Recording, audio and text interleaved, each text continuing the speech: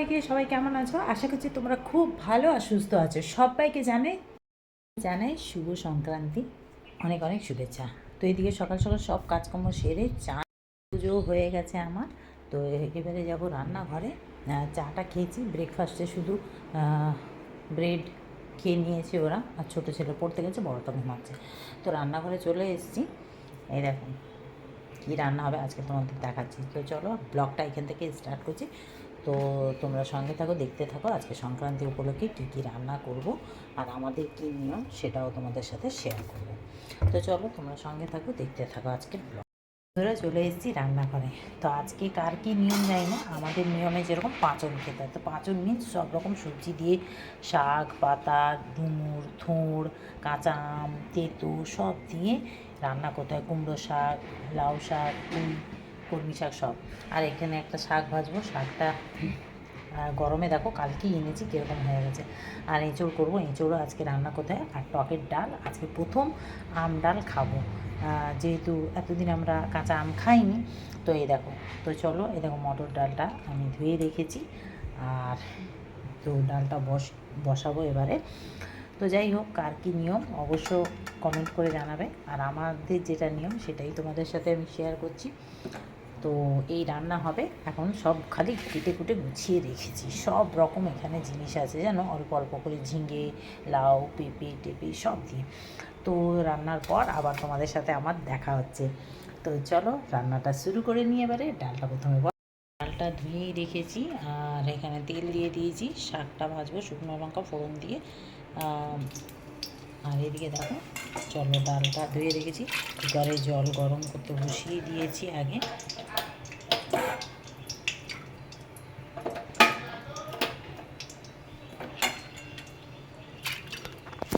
চলো শুকনো লঙ্কা ফোড়ন দিয়েছি, ফোড়নটা হয়ে গেছে, এইবারে দিয়ে দেবো, দিয়ে রাখো। চলো এবারে শাকটা দিয়ে দিলাম, নুন দিয়ে দিচ্ছি। আর এদিকে দেখো ডালটা দিয়ে দিয়েছি, ডালের মধ্যে হলুদও দিয়ে দিয়েছি, নুনটা দিয়ে দিলাম। আর আমটা দিয়ে দেবো, ডালটা সেটা মটর ডাল দিয়ে করছি, আর মুগ ডাল দিয়েও এটা হয়। তো আম দিয়ে দিলাম। এবার আমটা কতটা টক হবে কিছুই জানি না, দিয়ে দিলাম। যাই হোক, এবারে এটা সিদ্ধ করবো, দুটো সিটি। চলো শাকটা মোটামুটি ভাজা হয়ে এসছে, এবারে সিদ্ধ হয়ে গেছে, ঢেকে দিচ্ছিলাম। আর এদিকে আমার ডালটাও মনে হচ্ছে সিদ্ধ হয়ে গেছে, সিটি হয় না তো বোঝা যাচ্ছে না। তো যাই হোক, এটা একটু ভালো করে ভেজে নামিয়ে দেবো, তারপরে এই তরকারিটা বসাবো। ডালটা সিদ্ধ হয়নি, মানে আর একটা সিটি হতো। তো যাই হোক, এখন আমি ফোড়নটা দিয়ে আবার একটা সিটি শাকটাকে নামিয়ে দিই, তো ডালটা ফোড়ন দিয়ে দেবো। শাকটা হয়ে গেছে। চলো এবার ডালটা ফোড়ন দিয়ে দিই, সর্ষে আর শুকনো লঙ্কা দিয়ে দিলাম। এবার চলো ডালে একটু মিষ্টি দিয়ে দিচ্ছি, আর ফোড়নটা দিয়েই এটা সিটি দিয়ে নেব। মটর ডালটা সিদ্ধ হয়ে যায়, আসলে ওই যে আম দিয়ে ফেলেছি ওই জন্য। তো যাই হোক, আরেকটা সিটি দিলে হয়ে যাবে। তো ফোড়নটা দিয়ে দিই, এবার ফোড়নটা দিয়ে দিয়েছি, দিয়ে এবারে একটু ভেজে দেবো, আর একটা সিটি দিলেই হয়ে যাবে। ওইদিকে আমি তরকারিটা বসিয়ে নিই।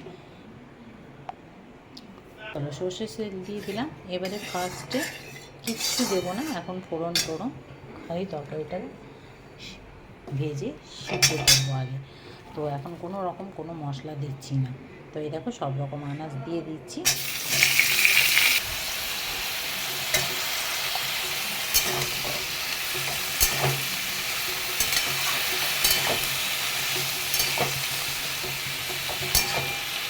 চলো একটু নেড়ে চেড়ে নিলাম। এবার এটা হাই ফ্লেমে ঢেকে রেখে দেবো 2 মিনিট।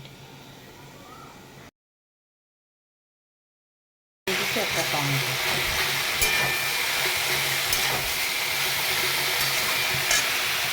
আর দিয়ে দিচ্ছি নুন হলুদ জিরের গুঁড়ো, আর একটু আদা বাটা।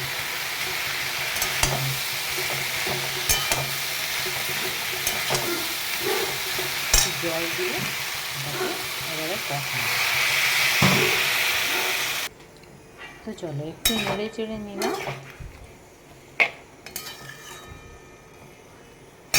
এবারে জল দিয়ে দেবো পরিমাণ মতো, মানে যতটা সিদ্ধ হবে ততটার মতো জল দিয়ে দেবো আর কি। তো দেখো এইবারে চলো এটাকে ঢেকে দেবো, ঢেকে এটা লো হিটে রান্না করে নেব, সিদ্ধ হবে। তো এই দেখো ডালটা হয়ে গেছে একদম। আসলে ডালে নুন দিতে ভুলে গেছে তখন, ওই জন্য সিদ্ধ হতে চাইছিল। তো চলো ডালটাকে এবার নামিয়ে দিই। এইবারে ব্যাস মোটামুটি এইভাবে সিদ্ধ হয়ে গেছে এইভাবে। এবারে এটাকে চলো নামিয়ে নেব। চলো এবারে এটাকে তুলে নিচ্ছি।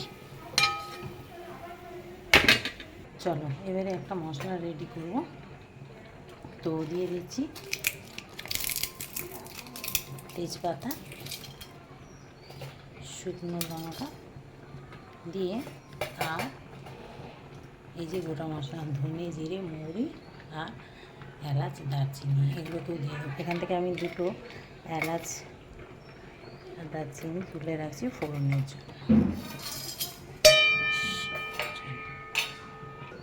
চলো এটাকে দু মিনিট লো ফ্লেমে একটু তেলে নেব, দিয়ে আমি শিলেই গুঁড়ো করবো, মিক্সিতে না। আর শিলের মধ্যে এটা গুঁড়ো করে মশলাটাকে বেটে নেব। চলো এটা হয়ে গেছে, এটাকে নামিয়ে এবার এগুলোকে কেটে নেব। আমি ছুরি দিয়েই কাটছি এখানে দাঁড়িয়ে। খুব সুন্দরভাবে একদম কেটে যাচ্ছে। একটু গরম আছে, প্রথমে খোসাটাকে ছাড়িয়ে নিতে হবে। আমরা সব ছুরি দিয়ে কাটা অভ্যেস নেই তো, আর গরমটাও আছে একটু। ব্যাস করে টুকরো টুকরো করে নেবো আর শিরাটাকে বার করে নেব এইভাবে। এবারে ভেজে নিই।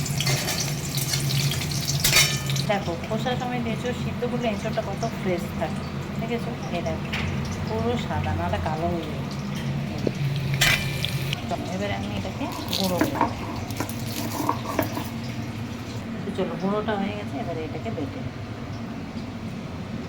পুরো মশলাটা বাটা হয়ে গেছে, এর সাথে আদাটাকেও বেটে নেব। এবারে সেটা ভাজা হয়ে গেছে, তুলে নিই। চলো এঁচড়টা ভাজা হয়ে গেছে, এবারে ফোড়নটা দিয়ে দিচ্ছি। এলাচ, জিরে, দারচিনি আর তেজপাতা। তো আলুটা আলাদা করে ভেজে তুলবো না, একেবারেই ভেজে। চলো এবারে দিয়ে দিচ্ছি নুন। নুন দিলে তারপরে ভাজা হয়ে গেলে সিদ্ধ হয়ে যাবে। চলো আলুটা ভাজা হয়ে গেছে, এইভাবে এক করে সব মশলাগুলো অ্যাড করি। প্রথমে দিয়ে দিচ্ছি টমেটো, আর যে মশলাগুলো নিচ্ছি সেটাকে আমি জল দিয়ে ভিজিয়ে রেখেছি, সেটা কাঁচাইনি। যাই হোক এই যে এখন দিয়ে দিলাম। আর এই যে বাটা মশলাটাও দিয়ে দিচ্ছি, কাজু মগজদানা পোস্ত এটা দিতেছিলাম। এবারে তাকে ভালো করে কষাও, ঢেকে ঢেকে হালকা একটু আগে কষিয়ে। চলো এবারে দিই। এরকম পুরো তেল ছেড়ে এসছে, কালারটাও কত সুন্দর এসে গেছে। এইবারে আমি দিয়ে দেবো এঁচড়টা। এঁচড়টা দিয়ে, এঁচড় দেখো গোটা এঁচড় কয়টুকু হয়েছে। এঁচড়টা দিয়ে এবারে এটাকে ভালো করে কষাবো।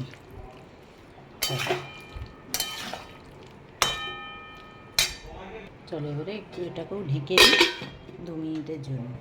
চলো 2 মিনিট পর পুরো তেলটা ছেড়ে দিচ্ছে। এইবারে দিয়ে দেবো ফ্লেমটা লো করা অবস্থায় টক দই। টক দইটা দিয়ে ভালো করে এটাকে একটু নাড়িয়ে নেব। এইভাবে একবার এঁচড়ের তরকারিটা রান্না করে দেবো, হেভি টেস্ট হবে, কিন্তু মনেই হবে না যে কী খাচ্ছি, মানে মাংসকে হার মানাবে, খাসির মাংসকে। তো চলো এবারে কষিয়ে নিলাম, বেশি কষাবো না, নাহলে দইটা ছানা খেতে যেতে পারে। চলো এবারে দিয়ে দেবো জল। জলটা ততটাই দেবো জাস্ট খালি সিদ্ধ হওয়ার মতো।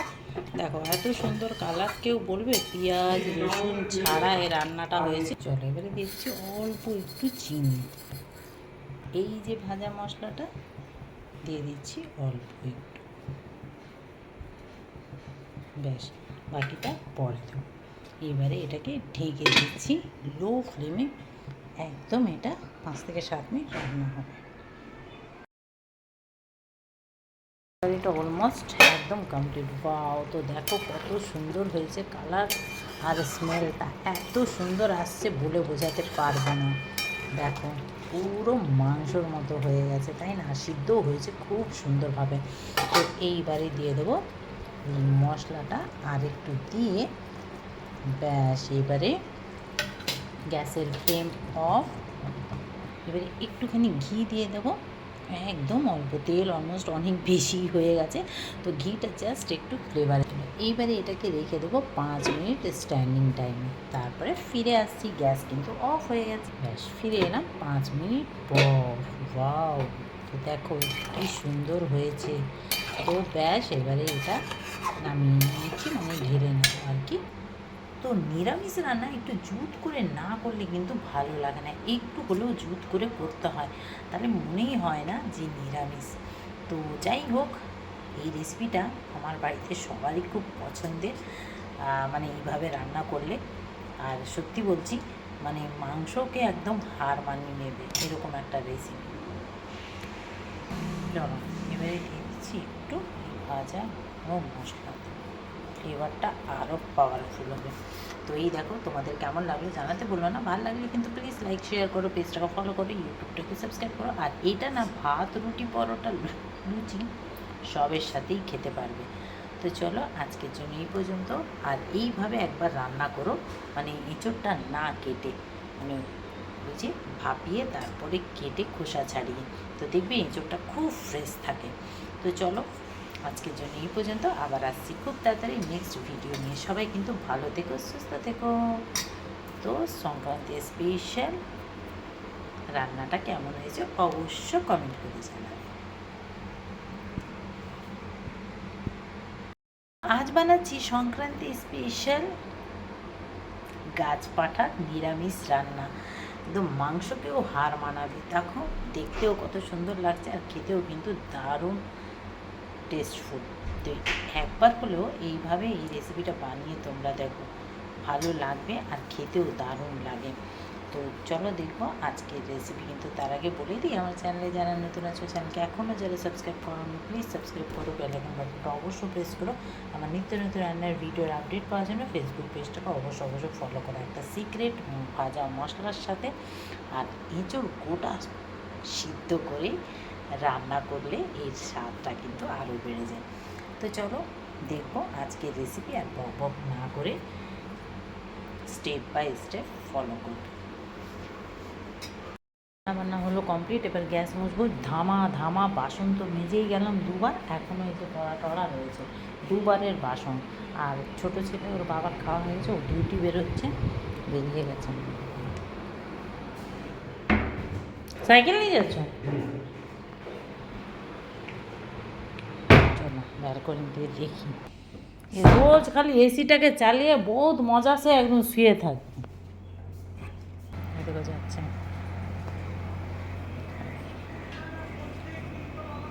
চলে গেল। ঝরাটা এই দেখো, ঝরাটা বেঁধে রেখেছি, কালকে থেকে এতে জল দিতে হবে। এগুলো যেটা নিয়ম আর কি বৈশাখ মাসে, এটাকে বেঁধে দিয়েছি। আমি বাঁধলাম, বাঁধার সময় আর শেয়ার করতে পারলাম না। চলো এবার আমি আমার কাজগুলো সারি। আজকে আবার আমার 2 বান্ধবী আসবে বিকেলে। কম কাজ যেন শেষ হয় না। এই টমেটোগুলো এনেছিল, ধুয়েছিলাম, ধুয়ে বাইরে রেখেছিলাম, জলটা ঝরে গেছে, এই দেখো এখন তুলছি। আর এইগুলো আগেকার টমেটো, কি মানে কাজ আর শেষ হয় না। আর আমার আবার এইসব একটু বাতি বলতেই পারো তোমরা, তো ধুয়ে ধায়ে না রাখলে আমার আবার মানে ঠিক মনটা পরিষ্কার হয় না। তো যাই হোক, এখন তো অভ্যেস হয়ে গেছে, করার কিছু নেই। তো তরমুজের খোসাটাকে রেখেছি, একটা কিছু জিনিস বানানোর ইচ্ছে আছে, দেখি। এই যে শাক আলুগুলো এনেছি, এমনি ঢুকিয়ে দিই। এগুলো আর ঠাকুরকে দেওয়া যাবে না, কারণ ঘরের বাসনে ধোয়া হয়ে গেছে। তো যাই হোক, এগুলো ঢুকিয়ে দিলাম। চলো এবারে, তো ওদিকে দুধটাও বসিয়েছি, দুধটাও ফুটে যাক, সব পরিষ্কার হয়ে গেছে, বাসনগুলোকে এবার তুলব। চলো মোটামুটি কাজ কমপ্লিট। এবার আমি খাইয়ে নেব। দুধটা এখনও ফুটছে না, একদম লো ফ্লেম করে দিচ্ছি। আর ঘরটাকে একটু ঝাড় দিলাম, জানো কি নোংরা নোংরা বালি বালি লাগছে। বাসনগুলোকে একটু গুছিয়ে নিতে হবে, ভেতরে সব ঢুকে।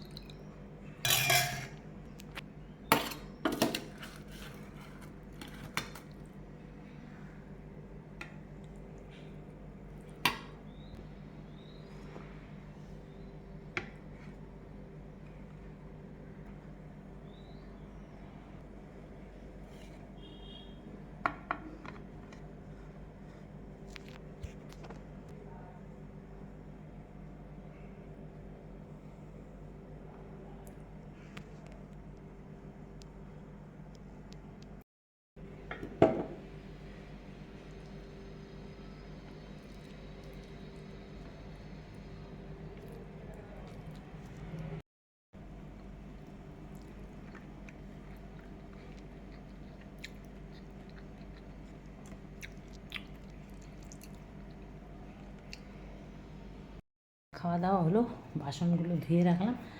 আর এই দেখো, এটা যে কিনেছি কালকে ব্লকে তোমরা দেখেছো, এটাকে এখন ধুয়ে রাখতে হবে, বুঝলে। তা এখন নিচে যাব জলটা আনতে, জল ভরতে ফিল্টারটায় জল দিতে হবে। তো চলো নিচে যাই। তোমরা তো দেখেছো, আগে একবার দেখিয়েছি আমি নিচে জল নিয়ে আসি। ওই রান্না খাওয়ার জল অ্যাকোয়াগার্ড আছে যদিও, তাও এখান থেকে ভরে রাখি। এরকম জল হচ্ছে, কি মোটা জল পড়ছে দেখেছো। দেখো এখানে কত রকম গাছ লাগছে। এই দুটো তো আমার ওই বাড়ছে, এরকম ওপরে যেটা গাছ দানা ছড়িয়েছিলাম কত বড় বড় হয়ে গেছে দেখেছো। এই দেখো একটা পুদিনা দিয়ে, এটা হচ্ছে জামরুল গাছ, আগেও দেখেছি। গাছগুলো আস্তে আস্তে বড় হচ্ছে। দেখো লেবু গাছে দেখো ছোট্ট ছোট্ট লেবু হয়েছে দেখো। আর এই দেখো এগুলো ধুয়ে এখানে মেলে দিয়েছি, সব বোতল ঢাকা সব মেলে দিয়েছি। শুকনো হোক, তারপর মশলা ঢেলে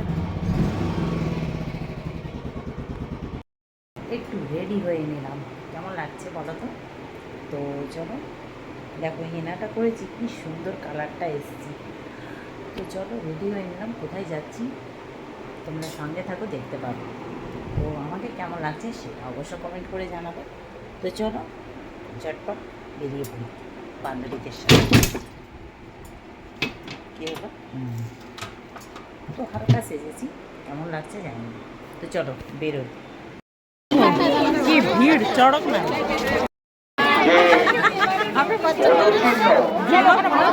ঠাকুর দেখতে এসছে সব। আয়োজন করা হয় এবং আপনারা সকলে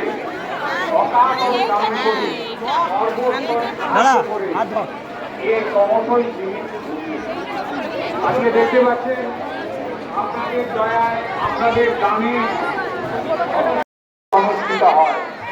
ঠিক তেমনি বাংলা হরিসভা ঘটনাকারী প্রতিদিন রাধা গোবিন্দের মন্দিরে প্রভু রাধা গোবিন্দের পূজা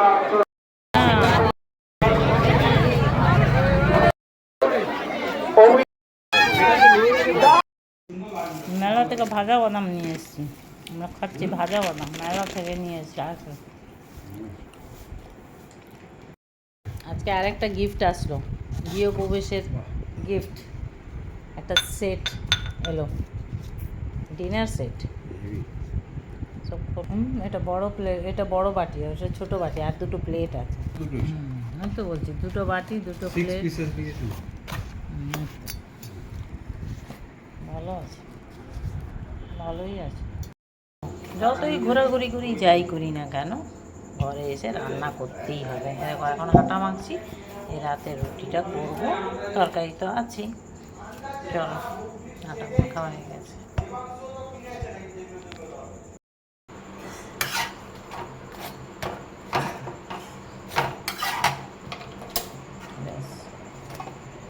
রুটি করলাম, ওরা খেয়ে নিল, আমিও এবার খাবো। আর ড্রেস ছাড়বো, ফ্রেশ হবো একটু, তো চলো ব্লগটা এখানেই এন্ড করছি। তো তোমাদের আজকের ব্লগটা কেমন লাগলো অবশ্যই কমেন্ট করবে। আমি এই লাইফে ফার্স্ট টাইম কিন্তু চড়ক মেলায় গেলাম। এত বছর ধরে সাঁতরাগাছিতে আছি, আমি কোনো দিন চড়ক মেলা দেখিনি। 23-24 বছর হয়ে গেল, এই ফার্স্ট দেখলাম। তো যাই হোক, ভালোই লাগলো। কী ভিড়, মনে হচ্ছে যেন দুর্গাপুজোর ঠাকুর দেখতে বেরিয়েছি। তো যাই হোক, আজকের ব্লগটা কেমন লাগলো অবশ্যই কমেন্ট করে জানাবে। ভালো লাগলে প্লিজ লাইক শেয়ার করো, পেজটাকে ফলো করো, ইউটিউবটাকে সাবস্ক্রাইব করো। আমাকে কেমন লাগছে অবশ্যই কমেন্ট করে জানাবে। তো চলো বন্ধু, সবাই ভালো থেকো, সুস্থ থেকো। আজকের বছরের শেষ, চৈত্র মাস শেষ, কালকে পয়লা বৈশাখ। তো কালকে আবার দেখা হচ্ছে আমাদের নতুন একটা ব্লগের সাথে। আগাম শুভেচ্ছা, শুভ নববর্ষে। Good night. পেজটাকে ফলো করে দিবে, লাইক শেয়ার কমেন্ট, ইউটিউবটাকে সাবস্ক্রাইব। টাটা, গুড নাইট।